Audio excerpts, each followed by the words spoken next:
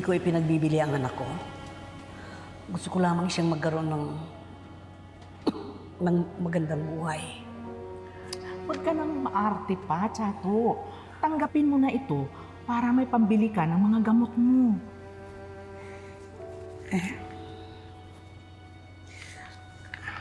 Pakisabi ho dun sa pag-aampon sa anak ko. Takot siyang matulog pagpatay ang ilaw. Mabait na bata yan. Arte naman pala nitong batang to. Langgay! Langgay, halika na dito. Langgay! Langgay?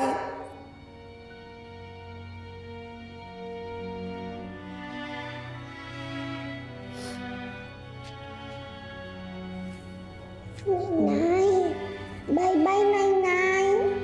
Nay-Nay, bye-bye. Nay-Nay, pasalubong, Nay-Nay. Nay-Nay.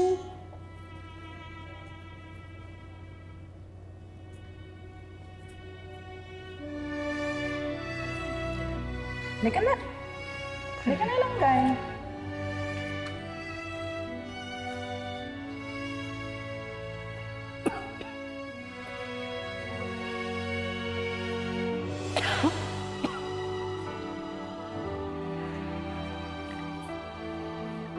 Pero makalipas ang 1 taon, bumuti ng kondisyon ko. Gumaling ang sakit ko. Kaso, nang subukan kong bawiin si Langgay, huli na ang lahat. Lydia! O, Chato, anong kailangan mo? Lydia, nakikiusap ako. Ituro mo sa akin ang anak ko. Magaling na ako. Pwede na ako magtrabaho uli. Hindi ka ba makakaintindi, Chato? May nag-ampun na kay Langgay. Hindi mo na siya pwedeng bawiin.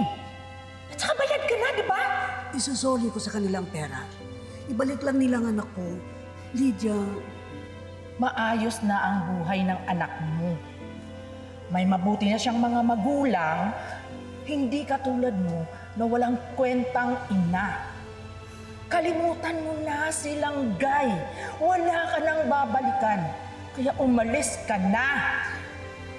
Lydia! Lydia!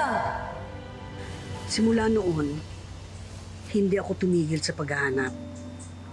Hindi ako nawala ng pag-asa na balang araw ay makikita ko si Langgay at mapapatawad niya ako na pinamigay ko siya. Hanggang isang araw, kinausap ako ng anak ni Lydia. Ako po si Bebs, nanay ko po si Lydia. Hindi ko po alam kung nabalitaan niyo na pero namatay na po si nanay nung 1 buwan pa. Bago po siya mabawian ng buhay, gusto niya po kayong ipahanap. Malaki daw po kasi yung atraso niya sa'yo dahil hindi niya napagbigyan yung pakiusap niyo noon. Oo nga eh. Si Lydia lang kasi ang nakakaalam kung nasaan si Langgay. Ibinilin po kasi sa akin ni nanay na tulungan po kayo. Gusto niya ipasabi na ipinaampon si Langgay sa isang kamag-anak namin. Maayos naman ba ang anak ko? Mabait naman po yung nakaampon kay Langgay. May kayang pamilya at saka may-ari ng bigasan. Kaya lang po, namatay na rin yung tinuturing niyang pamilya sa aksidente. Ang huli ko nga pong balita, ikinasal na si Langgay sa dating katiwala ng tatay niya sa bigasan. May asawa na ang anak ko. Sa totoo po, diskumpiyado po ako sa napangasawa ni Langgay. Duda ko po kasi pinakasalan lang siya ng lalaki dahil gusto niyang maangkin yung bigasan na minanay na sa kanyang mga magulang.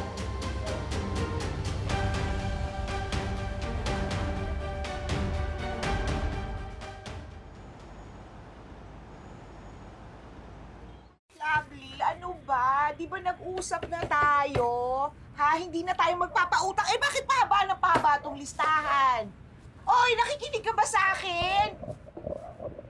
Lovely! Hoy!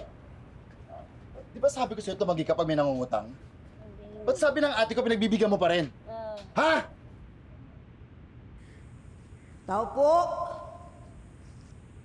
Nakikinig ka ba? Ha? Aray! Yan. Tama yan. Pagsabihan mo yan. Ako, ewan ko ba sa batang yan? Ano? Langgay! Ha? Sa susunod, sasabihin mo muna sa akin bago ka magpautang. Ha? Di pautang ka na pautang! Nay, tama na eh. Kawawa eh, wala sila pagkain. Magbabayad daw sila bukas, Katiga. Kababayad sila bukas. Ano ba? Dumahaba ng listahan! Ay, sakit! Baka na pautang eh! Sakit! Tama na!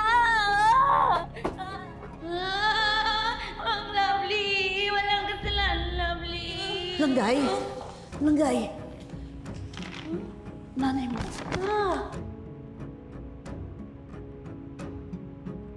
Lovely! Sino ka? Ba't ka pumasok sa pamamahay ko? Ikaw layuan mong anak ko Buntis ng anak ko, sinasaktan mo pa. Langgay! Anong langgay? Ano ba yung nagsasabi mo? Labi ang pangalan nitong Sinto-Sinto at nanay, sino ka ba, ha? Malay ba namin kung scammer ka? At kung ikaw nga ang tunay niyang ina, wala ka pa rin pakailam at manghimasok sa away nila mag-asawa. Sino ka ba? Langgay, ako ito ang nanay mo. Langgay! Hindi ko kilala. Hindi ko kilala. Ikaw, umalis ka na sa pamamahay ko. At huwag ka nang babalik dito.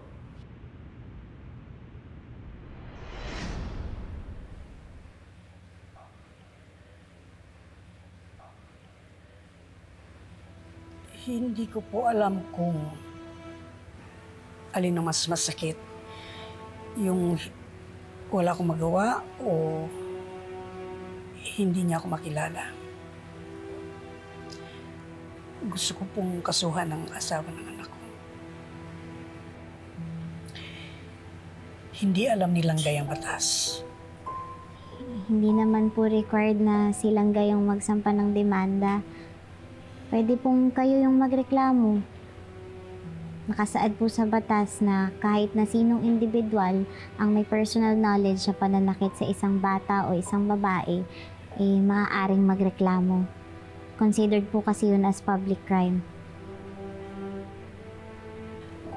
Ano pong gagawin ko, attorney? Huwag po kayong mag-alala. Pangako po, tutulungan ko po kayo. Gagawin ko po lahat para mapalaya natin si Langgay sa asawa niya para magkasama na po kayo.